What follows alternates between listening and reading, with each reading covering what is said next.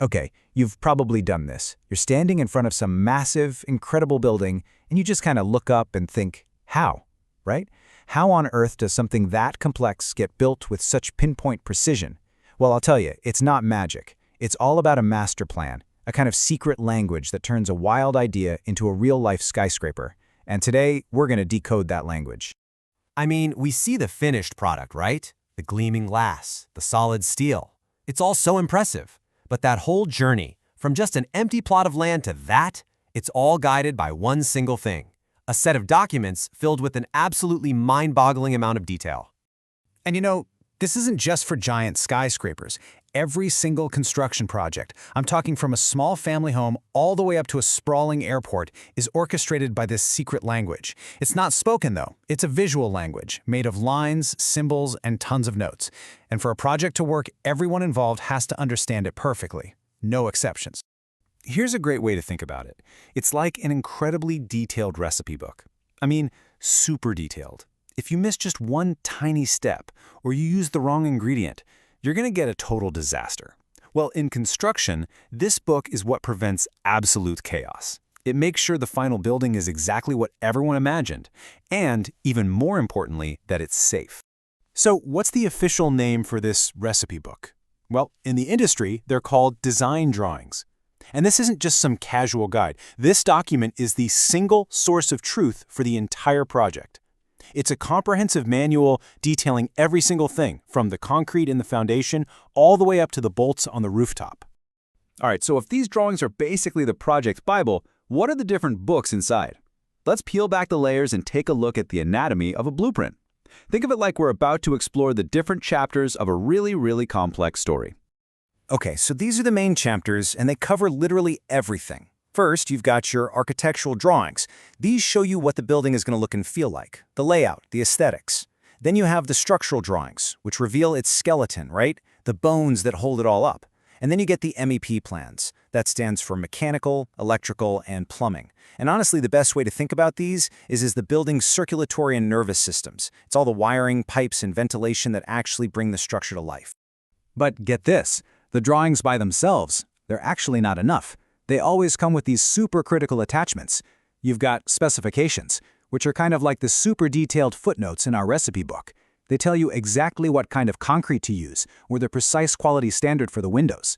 Then schedules give you detailed lists of everything, like every single door and window. And finally, method statements are the crucial how-to guides for doing the work safely. Can't do the job without them. And this is where you can really see how all the different teams work together. The architect? They're focused on the space and how it looks. The structural engineer? Their job is to make sure the whole thing doesn't fall down. Pretty important. And the MEP engineer makes it a place you can actually live or work in. All three of these disciplines have to be in perfect sync, and these drawings, well, they're the universal language that lets them all communicate. Okay, but let's talk about something that's absolutely critical, but often gets overlooked. This blueprint. It isn't just about making something that looks cool. At its core, these drawings are about building something that is fundamentally safe. This whole idea is a massive deal in the industry, and it's called safe design. And this part is completely non-negotiable. Safety isn't some checkbox you tick off at the end. No way. It's built in from the very first line that gets drawn on a page. A truly great plan thinks about the entire life of the building, from protecting the construction workers on day one, to the family that's going to live inside, and even the maintenance crew that might be working on it 50 years from now. So the whole process is about being proactive, not reactive. First, designers hunt for potential risks. Then, they figure out how to get rid of them completely. I mean, literally designing the hazards out of the project from the get-go. And all of this happens before a single worker even steps on site. After that, they plan for how to build and maintain it safely. And get this, they even have to think about how the building will be safely demolished, maybe a century from now. And we're not just talking about the obvious stuff, like falls or structural collapses. Safety also means managing the invisible dangers. Think about things like asbestos, silica dust, or hazardous chemicals.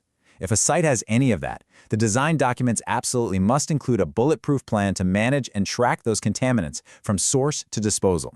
It's all about making sure they're handled and gotten rid of without harming it. Okay, so now we know what's in these plans and just how critical safety is. But how does a simple idea, a sketch on a napkin maybe, turn into the final legally binding document that a crew uses on site? Well, it's a journey. and it has some very clear stages. It all kicks off with the big idea. This is called schematic design, or SD for short. Just think of it as the first rough concept sketch. From there, it moves into design development, or DD. This is where all the engineering systems get worked in and the details really start to get filled out. And then finally, you get the construction documents, the CDs. This is the whole shebang, the final, stamped, fully approved set of drawings that are officially issued so building and start. And this brings up a really important point, the difference between the vision and the actual how-to. The architect's design drawings, they show the vision. They tell you what to build and where it goes. But then, the contractor or a fabricator creates what are called shop drawings, and these are the super detailed step-by-step instructions for exactly how to build and install one specific piece, like a custom window frame. So all of this, every single line, every number, every tiny decision made along the way, it all leads to that one amazing moment where paper becomes reality. And you have it, the final structure, standing there exactly as it was planned. You know, this quote just captures the magic of it all perfectly. Every beam, every wire, every single window exists because somebody drew a line on a plan. That plan is the literal bridge from pure imagination to physical reality. It's incredible when you think about it. And really, that's the big takeaway, isn't it? These documents are like the invisible architecture that holds up the one we can actually see. There is just an incredible amount of thought, planning, and teamwork embedded in the very walls around you. It's really a story of human ingenuity, just written in a language of lines and numbers. So that leaves us with a final thought to chew on. As our world keeps changing, you know these blueprints are going to change right along with it. They're not just a record of how we build today, they're the roadmap for how we're going to live tomorrow. Which really makes you wonder, what kind of story will the blueprints of the future tell?